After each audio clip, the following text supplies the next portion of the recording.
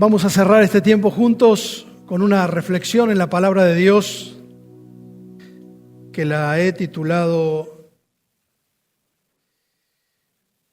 Un sermón de 6 patas. Como un recurso homilético, normalmente los predicadores dividen la reflexión o la homilía o el sermón en puntos. Por eso hay sermones de 3 puntos, de 4 puntos. Bueno, este es un sermón de ningún punto, pero de 6 patas. Porque se trata de un sermón que Salomón dio mirando un bichito de 6 patas. Y que cada vez que lo veas esta semana te acuerdes de este consejo y esta advertencia que está en Proverbios capítulo 6. Si tenés tu Biblia y querés marcar algo de lo que vamos a ver, si podés acompañarlo también en la pantalla. Proverbios capítulo 6, vamos a leer 3 versículos. Y es una advertencia sobre la pereza, en el cual Salomón arroja luz de una manera muy práctica, poniendo un animalito como ejemplo. Dice así, Proverbios 6:6. Vamos, perezoso, mira a la hormiga, fíjate bien en lo que hace y adquiere sabiduría. No tiene quien la mande, ni quien la vigile, ni gobierne. Sin embargo, en el verano almacena provisiones y durante el tiempo de la cosecha recoge su alimento. En la Edad Media la Iglesia tabuló lo que llamaron los pecados capitales y uno de ellos era la pereza, porque los cristianos decían, la pereza es la madre de todos los vicios. En el libro de Proverbios hay 19 advertencias contra la pereza.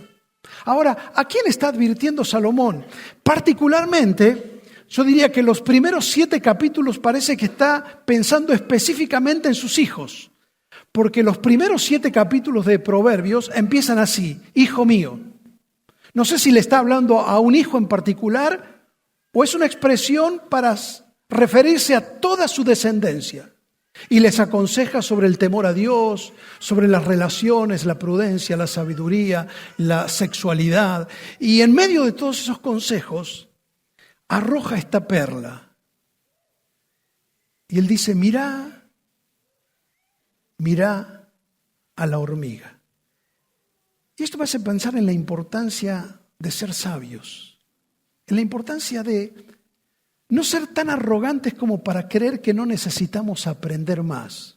Mire, la Biblia dice en el libro de Reyes, Primera Reyes capítulo 10, que toda la tierra procuraba ver el rostro de Salomón y oír la sabiduría que Dios había puesto en su corazón. A pesar de que fue el hombre más sabio de la historia, estaba dispuesto a aprender de las cosas sencillas. Vieron que hay gente que cuando ha logrado tal vez algún rango académico o algo en la vida, a veces empezamos a presumir que estamos más allá del bien y del mal, que no tenemos que aprender. Una persona sabia siempre está aprendiendo. Y aún está aprendiendo no de cosas complicadas y sofisticadas, porque Salomón no está hablando de inteligencia, no está hablando del nivel cognitivo intelectual, está hablando de la sabiduría práctica. Son 2 cosas diferentes. Yo diría que la sabiduría le dice a la inteligencia lo que tiene que hacer con lo que sabe. La inteligencia es conocimiento cognitivo. La sabiduría es cómo eso se aplica en la vida. Y Salomón lo aplica de una manera práctica. La sabiduría consiste en estar dispuesto a observar y aprender. Salomón, siendo un hombre tan rico, podría haber buscado un institutriz, un maestro, el más sabio del mundo para enseñarle a sus hijos. Si él hubiese pensado, a ver, ¿quién va a educar a mis hijos? A ver, ¿a usted como padre le preocupa quién educa a sus hijos? Entonces él podría haber dicho, a ver, ¿a quién puedo traer para que le enseñe? Y sabe, se le ocurre traer al palacio una hormiga. Y dice, mira, este va a ser tu maestro. ¿Qué? ¿Sabe? Jesús era un tremendo observador. Y él muchas veces ilustraba sus enseñanzas del reino de Dios refiriéndose al reino animal. ¿Se acuerdan cuando él hablaba de las aves del cielo? ¿De la gallina que junta los polluelos? Hablaba de los lobos y de las ovejas. Les decía a los discípulos, yo los envío como ovejas en medio de lobos. Sean astutos como la serpiente y sencillos como las palomas. Solamente en ese versículo mencionó 4 animales. Él observaba la creación. Porque dice la Biblia, toda la creación habla de la gloria de Dios. La gente dice, qué sabia que es la madre naturaleza, la Pachamama. En realidad, el sabio es Dios. ¿Cómo hizo la creación? Toda la creación denuncia la gloria de Dios. Romanos capítulo 1 dice que las cosas invisibles de Dios, su poder y deidad, se hacen manifiestas por medio de las cosas creadas. Y Salomón va viendo la inteligencia que hay en el instinto que Dios ha codificado en cada animal. El sabio es una persona que aprende de las cosas cotidianas de la vida. Y eso es lo que hace Salomón al mirar la hormiga. Y le dice, vamos perezoso, mira a la hormiga, fíjate bien. Ahora, fíjate en lo que hace. Es decir, la sabiduría siempre está no tanto en lo que la persona dice, sino en lo que hace. Por eso él se va a fijar en la hormiga para adquirir sabiduría. Ahora, esto es observación pura. No es fábula. ¿Usted sabe lo que es la fábula? Es un género literario en la cual, por ejemplo, Samaniego, que fue un gran fabulista, o Esopo, ¿qué hace? Toma 2 animales y conociendo las características de los animales, los pone a hablar. Por ejemplo, hace una historia entre una liebre y una tortuga. Nosotros sabemos que la característica distintiva de la liebre es la rapidez y la de la tortuga es la lentitud. Y entonces él hace toda una historia que dialogan y hacen una carrera. Samaniego tiene una historia de un cocodrilo. El cocodrilo siempre es ladino. Nosotros decimos tiene lágrimas de cocodrilo porque decimos es medio falso el cocodrilo, es astuto. Y el perro es inteligente. Entonces él los pone a hablar junto al río Nilo, un cocodrilo que se quiere comer un perro. Y entonces él dice, bebiendo un perro en el Nilo, al mismo tiempo corría. Bebe quieto, le decía un astuto cocodrilo. Peligroso es andar y beber, respondió el perro prudente. ¿Pero es más sano aguardar que tú me claves el diente? Y entonces Samaniego termina haciendo una reflexión, le dice, oh, qué sabio perro viejo, yo venero tu sentir en esto de no seguir del enemigo el consejo. Eso es una fábula. Es decir, 2 animales que hablan según sus características y sacan una lección. Pero Salomón no hace alegoría ni es un fabulista. Él es un sabio observador. Él simplemente mira cómo Dios ha codificado el instinto, porque usted mira un bichito y dice, pero ¿qué inteligencia tiene? Bueno, es que está programado instintivamente así. Lo que él está diciendo es lo que plantea es que lo que la hormiga hace instintivamente, nosotros debiéramos hacerlo intencionalmente. Que lo que la hormiga hace por instinto, nosotros lo tendríamos que hacer por inteligencia natural. Mire, por ejemplo, las hormigas trabajan en cualquier lugar, están en todo lugar. Las hormigas han conquistado todos los continentes. Hay más de 12.000 tipos de hormigas reconocidos. Y salvo en los polos, están en todo lugar, en las montañas. Usted dice, no, pero yo vivo en el 5º piso, ahí no hay hormigas. Ah, ¿no? Deje algo dulce en la mesada esta noche, un poco de miel, y mañana se va a enterar si hay hormigas o no. Están en todos lados. Trabajan continuamente. ¿Usted vio alguna hormiga que no esté haciendo nada? Nunca nadie vio una hormiga que esté sin hacer nada. Trabajan siempre juntas. Tienen lo que se llama un instinto gregario. Usted sabe que siempre, usted nunca va a ver una hormiga sola. Siempre donde hay una hormiga, hay un hormiguero. Se llaman colonias. Y ellas se distinguen entre ellas de qué colonia usa, entre comillas, porque por las antenas perciben el olfato y no todas huelen igual.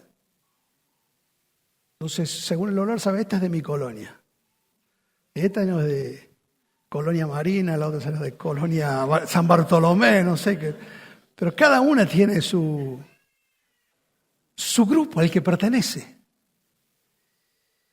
Y como trabajan juntas, se defienden juntas. Ustedes saben que, no sé si ha visto esto, pero bueno, puede googlearlo esto, pero por ejemplo en las inundaciones, para sobrevivir, ¿cómo sobreviven las hormigas a las inundaciones? Se juntan todas y hacen como una balsa y flotan sobre el agua, siempre manteniéndose unidas. Es tan interesante su instinto que siempre están trabajando con esfuerzo. Siempre que usted vea una hormiga cargando algo, sepa que lo que carga es mayor que su propio peso. ¿Sabe? Una hormiga está capacitada, a pesar de esas patitas flacas, para cargar 30 veces su propio peso. Es decir, que si un ser humano tendría la fuerza de una hormiga, si esa persona pesa 70 kilos, si tuviera la fuerza de la hormiga podría llevar un peso de 2100 kilos. Mire la fuerza que tiene. Siempre trabajan con esfuerzo y trabajan sin rendirse. Haga usted la prueba de patear un hormiguero o de romper un hormiguero. ¿Sabe qué es lo primero que hacen las hormigas cuando le rompen el hormiguero? Empieza a hacer de nuevo. Empieza otra vez. Pero esto es lo que le llama la atención a Salomón. Claro, como él era rey, imagínense lo que le costaba hacer que todo funcione. Siempre tenía que poner a alguien encargado de ver lo que había que hacer y que ese mande la gente que lo tenía que hacer y el otro que lo supervise. Y entonces él le llama la atención y dice, la hormiga no tiene quien la mande, quien la vigile, ni quien la gobierne. Y son 3 rangos de autoridad, es una cadena de mando. Él como gobernante, como rey, por ejemplo, tenía un secretario de Obras Públicas. Él no puede andar haciendo todo. Entonces tenía alguien que vea la necesidad. Y cuando hay una necesidad, bueno, habría que ir y hacer el trabajo. Pero para que se haga el trabajo, usted tiene que poner a alguien que controle a la gente que va a trabajar. Para que le pongan el material que va, para que no le roben el material, para que no trabaje uno y los otros miren. ¿Y cómo organiza todo eso? Entonces él necesitaba alguien que mande, o alguien que gobierne, alguien que mande a la gente, un capataz que vigile. Porque si no, no funciona. Él dice, ¿cómo es que la hormiga no necesita de todo eso? Y trabaja igual. Y entonces, está tan atrapado por la sabiduría que hay en la hormiga, que resume todo en esta idea. Miren, él dice, hay algo interesante en cómo junta su comida. Y mire cómo dice el texto, en el tiempo de la cosecha, porque cuando están los granos y están cosechando, usted imagínese una hormiga se lleva un grano al hormiguero. Usted dice, no sabe lo que está haciendo, porque en la humedad del hormiguero va a reventar el hormiguero. Cuando brote el grano, no, porque cuando se rompe la cáscara, todas las obreras empiezan a morder y con la saliva hacen un mantillo, hacen una melaza, que es lo que se llama el pan de las hormigas, y con eso ellos van almacenando para comer. Pero además se llevan las hojas, no es que comen hojas, se llevan las hojas al hormiguero y entonces las obreras se empiezan a masticar y con la humedad del proceso se empiezan a hacer hongos. Es decir, las hormigas tienen una producción propia de hongos, de eso viven las hormigas y almacenan el pan de hormiga y los hongos. Mientras tanto siguen trabajando. Unas ponen huevos, otras son las exploradoras, otras son las obreras que están abriendo las ventilaciones, que cuidan la temperatura para que los huevos no se mueran, que los van moviendo de un lado a otro. ¿Le ha pasado que usted se levanta a la mañana después de una noche de lluvia y ve que hay un montón de montanitas de tierra en el patio y dice, mira todos los hormigueros que se hicieron? No se hicieron, estaban. Pero las hormigas sacan la tierra afuera para secarla y por eso aparecen esas montanitas y la guardan de nuevo. Y van controlando la humedad.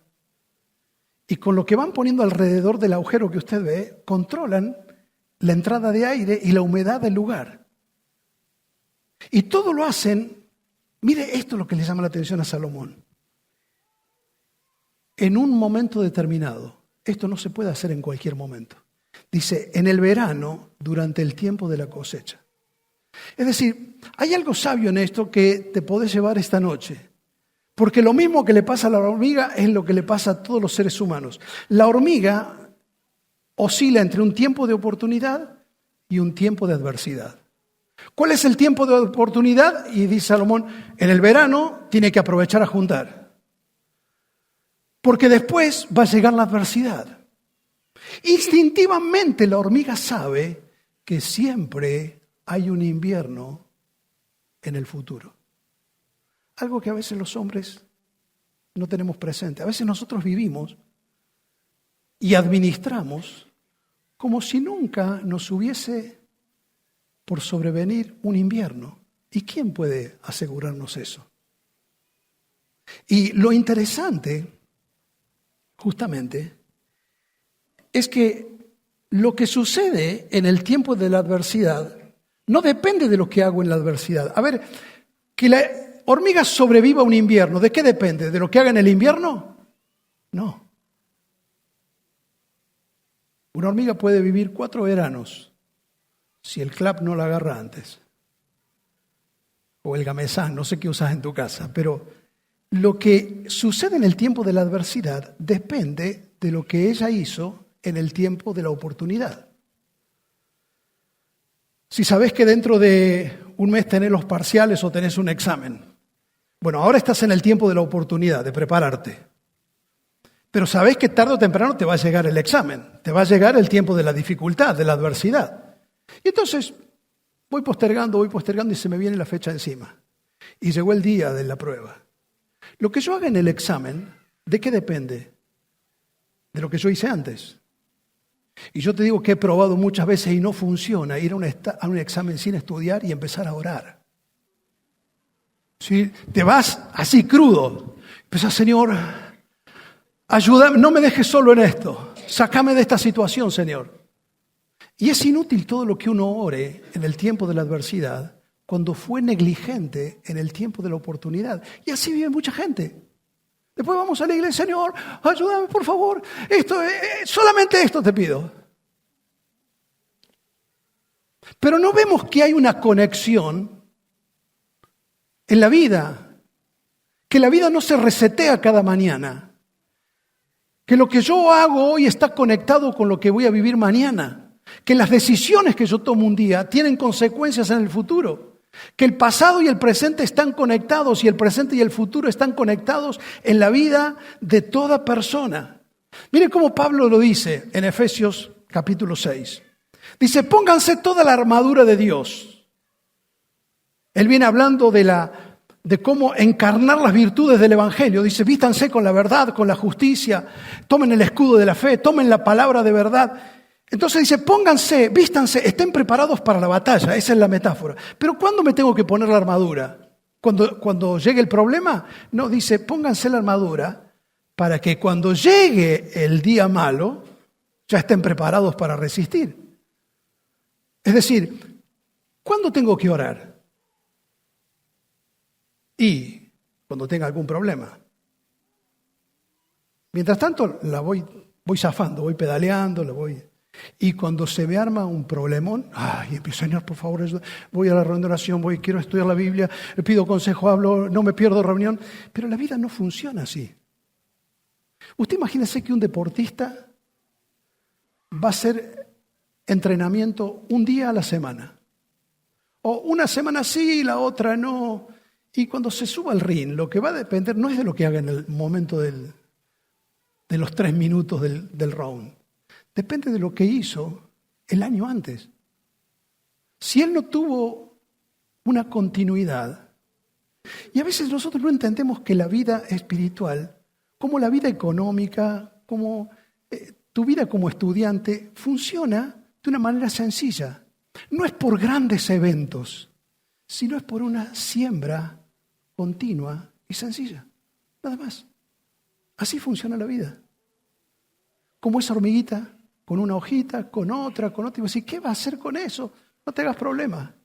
Lo hace todos los días y después cuando llega el invierno, tiene problema.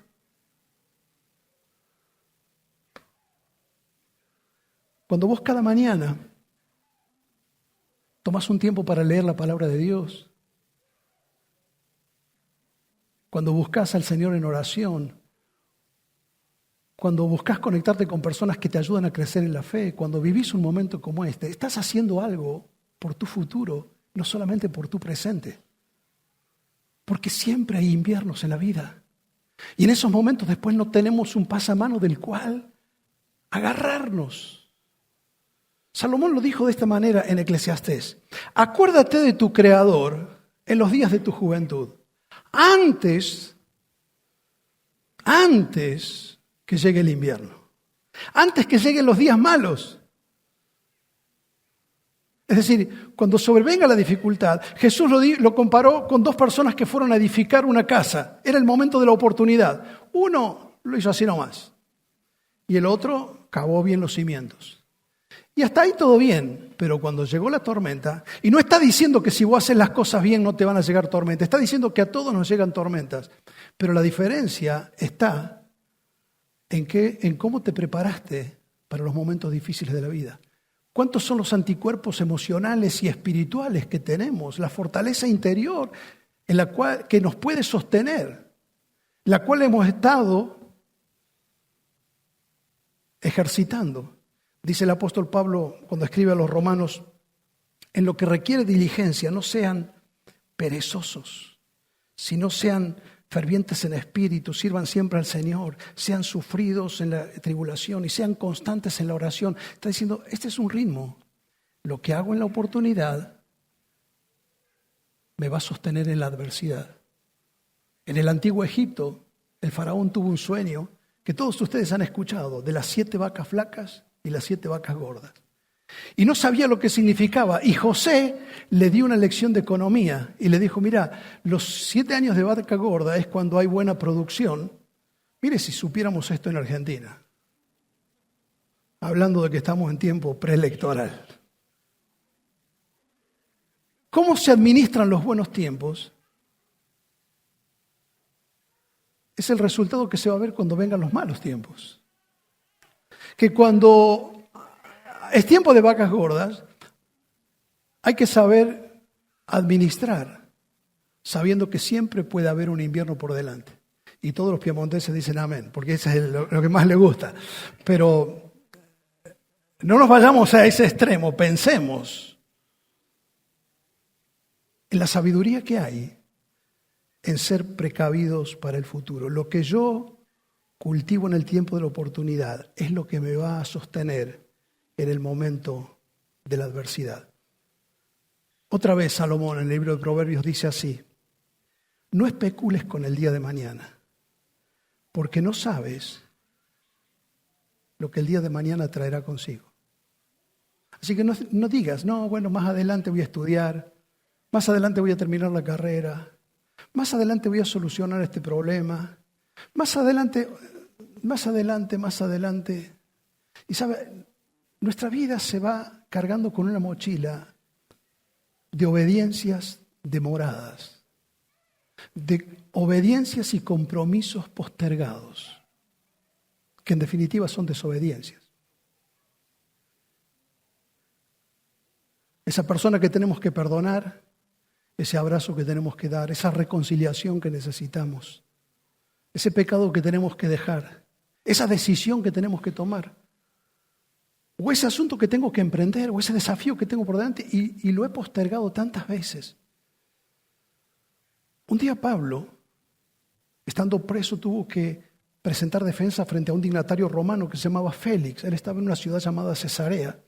Y Félix se sentó en el tribunal con Drusila, su mujer, para escucharlo. Y Pablo, en vez de defenderse, le empezó a predicar. Dice la palabra de Dios en Hechos 24 que le predicó del dominio propio. Le predicó de la ira venidera. Le predicó del arrepentimiento de pecado. Y cuando este hombre escuchó que había un invierno por delante y que Dios un día nos va a llamar a juicio, pero que Dios nos dio la oportunidad de la salvación en Cristo Jesús, quien nació de la bienaventurada Virgen María, que murió por nuestros pecados, que resucitó para darnos la oportunidad, y vivimos postergando la oportunidad. Pero un día hay un juicio venidero, dice Pablo. Y dice la Biblia que cuando Félix escuchó eso, se sacudió interiormente y le dijo esto: ahora podés irte, te volveré a escuchar sobre esto en otra oportunidad. ¿Y sabe lo que pasó? Esa oportunidad no llegó nunca. Por eso dice la Biblia, el apóstol Pablo dice en Corintios capítulo 6, ahora es el momento oportuno. Dice el escritor a los hebreos, mientras se dice hoy, cuando escuchas hoy su voz, no endurezcas el corazón. Porque lo único que tenés a la mano es el presente. Entonces, y dice Pablo en Corintios capítulo 6, después de citar el profeta Isaías, ahora es el momento oportuno. Hoy es el momento de salvación. Y posiblemente hay en este lugar personas que han escuchado y no es nada nuevo para vos, de que Cristo murió por nuestros pecados. Que si queremos tener el perdón de nuestros pecados, tenemos que arrepentirnos de nuestros pecados y correr a Dios en fe y decirle: Señor, te confieso como mi Señor y Salvador. Quiero empezar a partir de hoy a seguirte, te entrego mi vida. Pero vamos postergando.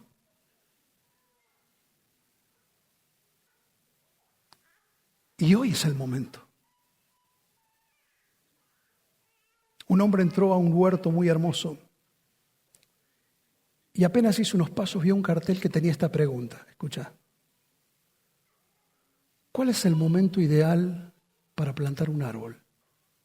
Y este hombre se quedó mirando esa pregunta y no tuvo respuesta.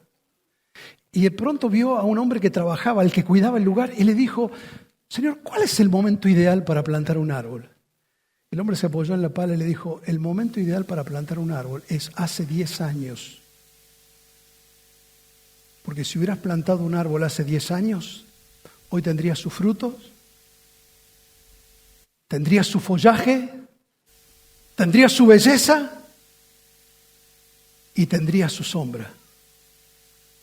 Y este hombre quedó perturbado y entonces siguió caminando y de pronto se topó con otro cartel que decía: ¿cuál es el momento justo para plantar un árbol?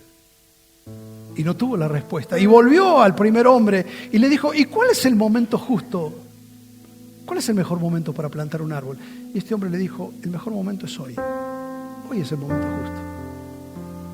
Y sabe, hay mucha gente que se queda añorando el momento ideal, pero no hace nada en el momento que tiene a la mano, que es el momento justo. Yo me he topado con gente que cuando ha estado, a veces acá en una reunión, escuchó la palabra, me ha dicho: yo tendría que haber escuchado esto hace 10 años.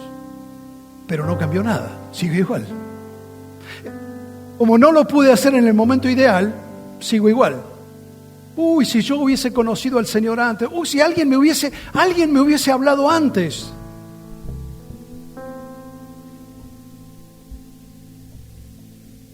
Pero no vivamos esperando el momento ideal, porque el pasado ya no lo tenemos y el futuro tampoco lo tenemos. Lo único que tenemos es hoy para tomar la decisión. Y cada vez que veas una hormiga esta semana te vas a acordar que la hormiga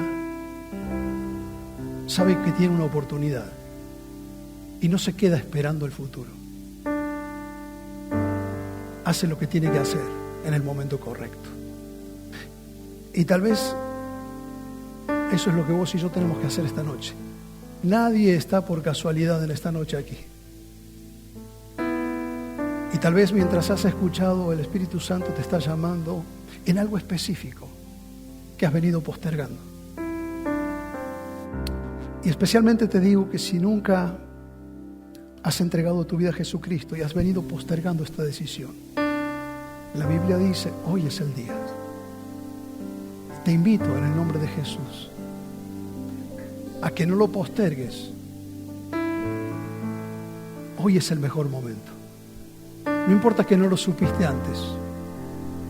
Hoy es el día. Hoy es la oportunidad. Vamos a inclinarnos en oración delante del Señor.